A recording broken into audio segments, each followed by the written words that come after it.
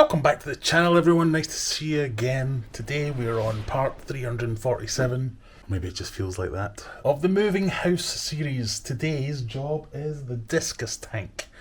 So I've been putting these off to last. If you don't know what I'm talking about, go up here or up here. There will be a link taking you to a playlist. You can watch all the other videos. But quick recap, a moving house.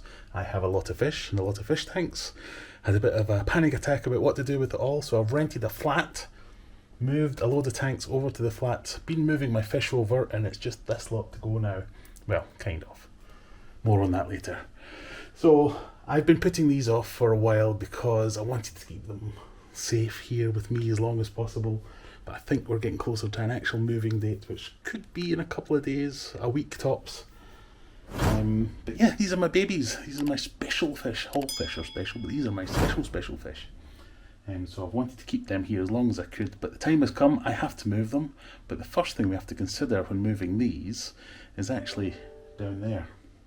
So it's the sump, it's filtration. What I don't want to do, I have this big massive sump under here. I don't want to waste all this cycle media, so I need to find a way where I can maintain that as much as possible. So as you can see, there's bags and bags of Biohome and Alpha Grog and all kinds of stuff in there. So I'm going to keep as much as I can and use it to filter for these fish. My plan is this. It's a Fluval FX5 filter. For those of you new to the game, FX5 is the predecessor to the FX6. Ingenious naming system they had. But it's basically a big, massive capacity bucket. And what I'm going to do is, what you would normally have would be in these baskets. You'd fill them with sponge on the outer ring and then put your biological media in at the inside. I'm just going to fill them full of all my Biohome, Alpha Grog, anything else I can cram in there. And then when I move this big tank and we get into the new house eventually, I can just re-put that all back into the sump and we should be good to go. It should keep everything going. It probably will mean sacrificing all the sponge. That's what's in the first couple of sections of this. But if I can keep the biomedia good, I will do. The sponge holds loads of biological stuff in there as well, but it's mostly for mechanical filtration, so I don't mind too much if I lose that. But I prefer to keep the biomedia as long as possible. My other thought is I could just leave it all in a bucket and just keep it damp, because the bacteria will live for a lot longer than most people think. Everyone thinks if you stop your tank, if the pump fails, within 24 hours everything will be dead, and it's just not the case. As long as you can keep it fed with something, the bacteria will lie dormant and then come back again after a while. But if I can use it to filtrate, if I can use it to filter the tank for these fish, I might as well try that. So I'm going to get some stuff out the sump into the FX5, net out the Discus, and get them over to the new place. So as you can see, I keep most of my media in media bags, and I always say it's a good idea to use media bags for situations just like this. So I can just grab the bag out and straight into the filter. So basically I'm just going to repeat that. Going to just grab the bags of Biohome, so I've got bags of Alpha Grog here as well. I mean, ignoring them for the time being because Biohome's a little bit more efficient, so I might as well use it while I've got it and just fill all the nooks and crannies. That's just one of the baskets. Another two over there. And then after that's full, we can get that in the car and start collecting fish. Who are up here saying, what the hell is going on? So made the tank a little murky because I've been messing around in the sump, but there you go. We've got now 3 baskets filled up just like that. Top one I just added in a bit of Alpha Grog to fill some gaps, but I think that'll work quite well. So my object here isn't necessarily about the most efficient filtration or anything like that. It's about keeping this bacteria alive. It's about keeping it ready, cycled, so as when I get into the new house I can bob it all back into the sump and know that it's been supporting the bioload of the Discus that it needs to look after. Well, that's the plan anyway. Next job, let's get these guys out. They know trouble is coming.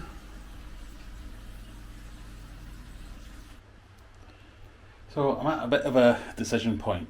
I don't know whether to put the fish, so I've got these extra large fish bags. I don't know whether to bag them up individually, because that's what I would do if I was shipping fish, I'd bag them up individually. But I'm hoping that they're only going to be about 20 minutes out of this tank before they get bobbed in. Well, half an hour tops, if there's some messing around at the other end. I don't know whether to just put them in a bucket. I think I'm just going to put them in a bucket and not use the bags. I don't know if that's right or not, but we'll give it a try. So I've got a bucket down there, it's quite a large bucket. We'll use that. I might just take the Discus today and leave all the other fish. Sorry, I just noticed my auto dozer came out and I've removed the hose from the tank and it's spurted all over the floor, so that's handy. This is my automatic fertilizer dosing system. Anyway, where was I? Yes, so I've got the bucket. I'm just going to take the Discus today, all the tetras, the rainbow fish, the bristlenose pike, everything else in there. I'm going to break down the tank properly. We'll get the Discus out, get them into their new tank. Then in a future video we'll get rid of all the plants in here and we can have a proper dig through and make sure we get out all the fish and then take them over. That's a plan anyway. Let's see how we get on.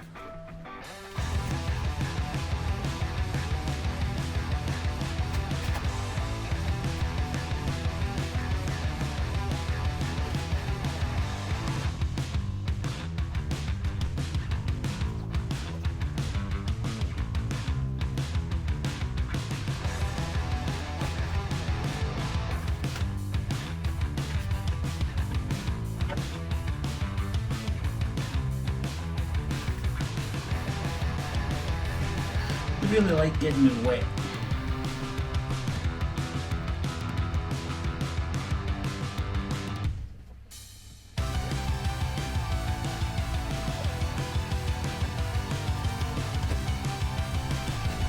I really should have been counting. Can't remember how many I picked out yet.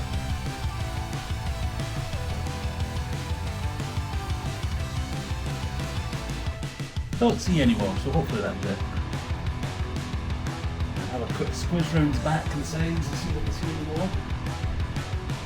Right, that seems to be it.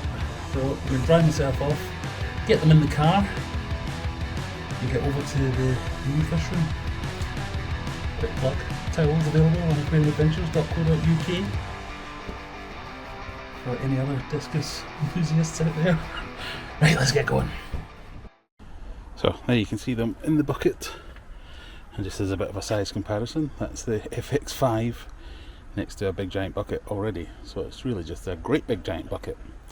But I thought I'd show you, this is how I like to transport them. So I've got a lid like this for that bucket. Drilled a hole in the middle, run an air line through it, with an air stone on the end. Pop that in. That means I can close this lid. I don't have to worry about the fish sloshing around, and then I can hook this up to a battery air pump like so, and keep them oxygenated while we travel without spilling water all over my car and ruining everything. There you go, that's it, ready to rumble. So as any shakes and moves, I won't be splashing everything around. Got the air pump in. This is the Nicro air pump. Brilliant little thing, really powerful, dead quiet, battery lasts ages, so I think we're good to go.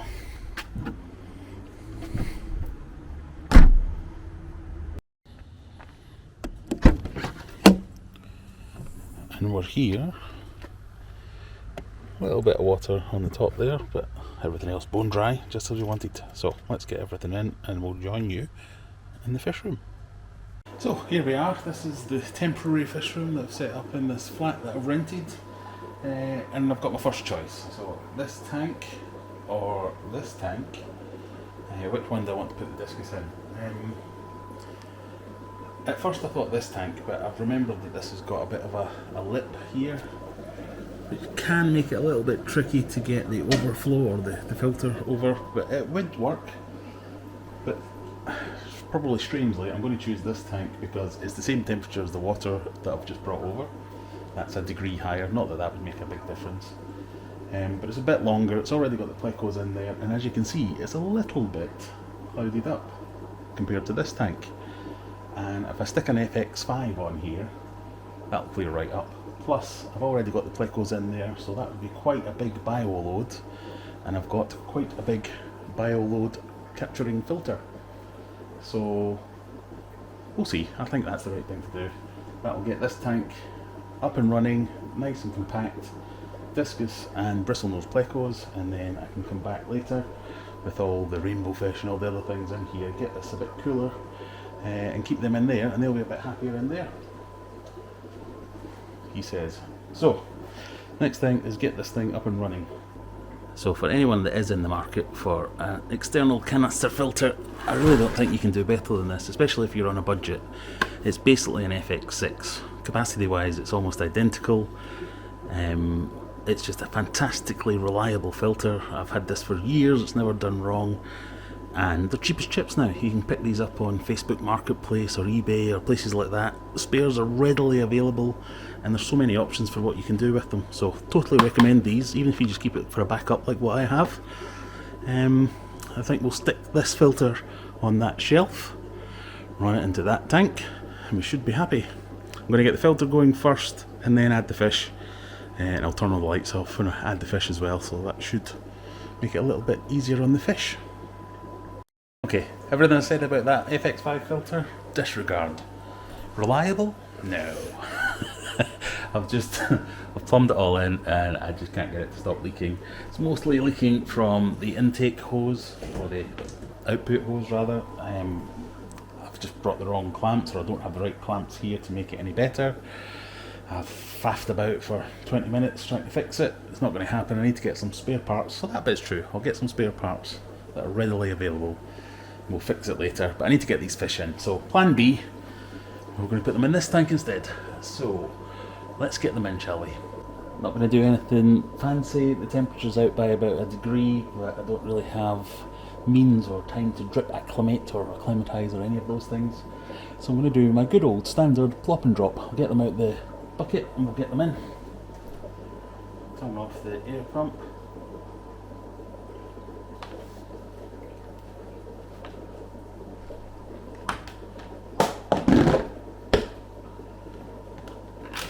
Oh. Not a good start, one of them just jumped out, so let's get them in. I was planning to just get them in and handball them. I did not expect that or see that fall.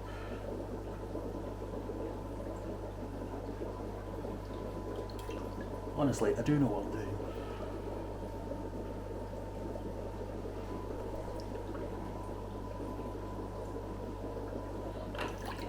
I was about to say they're usually quite docile after transportation. That one like to prove me wrong.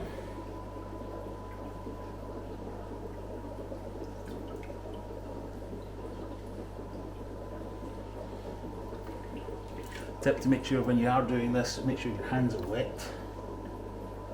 So if they're dry, it can irritate their slime coats and things. Still can't get me.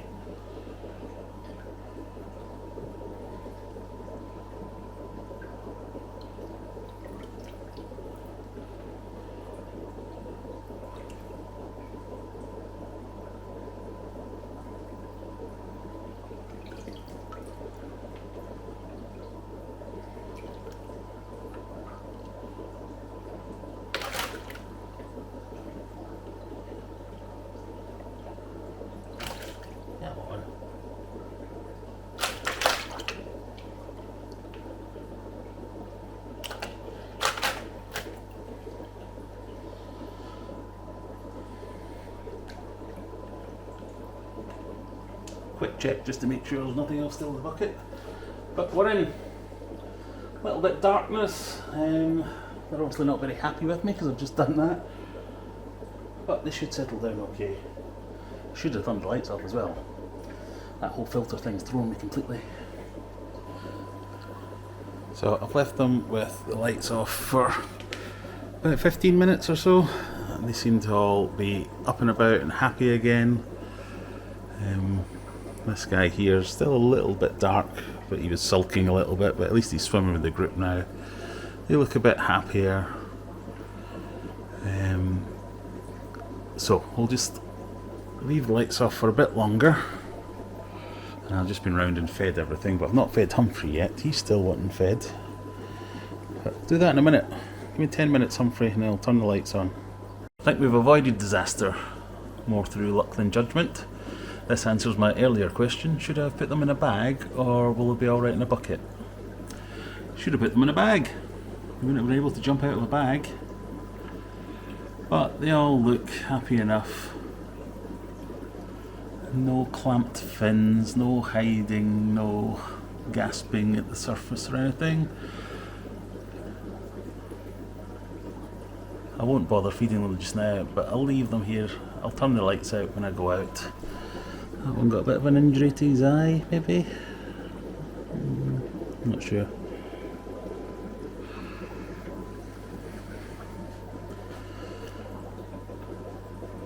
So, lesson learned, bag your fish.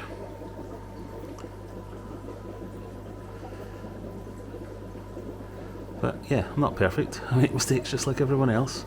In terms of filtration, there's a medium-sized sponge filter there, and there's a large sponge filter at the back. That'll keep them going until I sort out this FX5 or whatever I decide I'm doing with that. But shall we give Humphrey a wee feed? He's looking boisterous, like he wants a wee feed. Do you want a wee feed? Do you want a wee feed? Yeah. Let's give him something.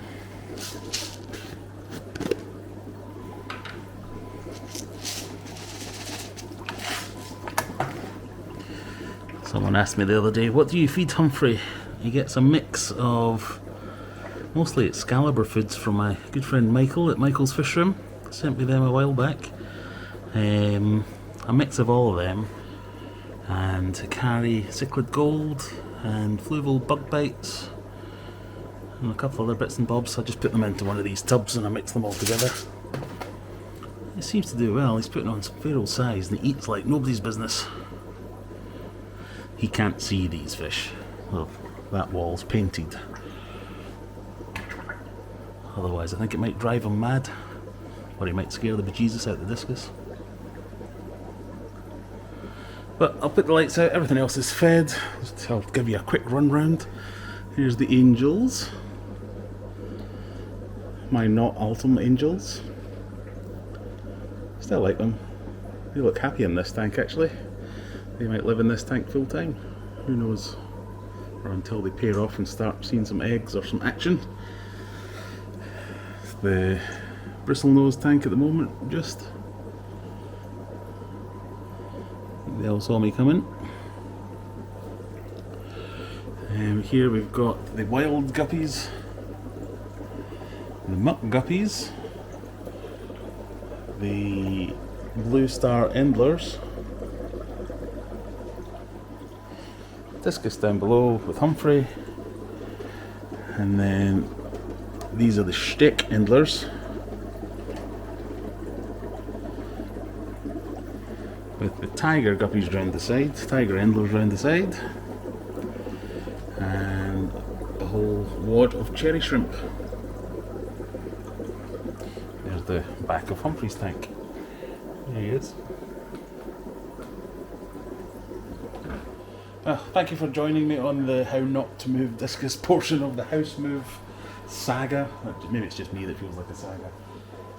But thankfully everyone's okay so far. I'm going to get the lights off, let them calm down overnight. We'll check back in tomorrow. I'll probably bring some more fish over tomorrow and put them in this tank here. Leave the Discus down there. I've got a lid to put on this tank as well, so they should be okay. But that is pretty much it just now. A little bit of drama, but thankfully everyone's okay.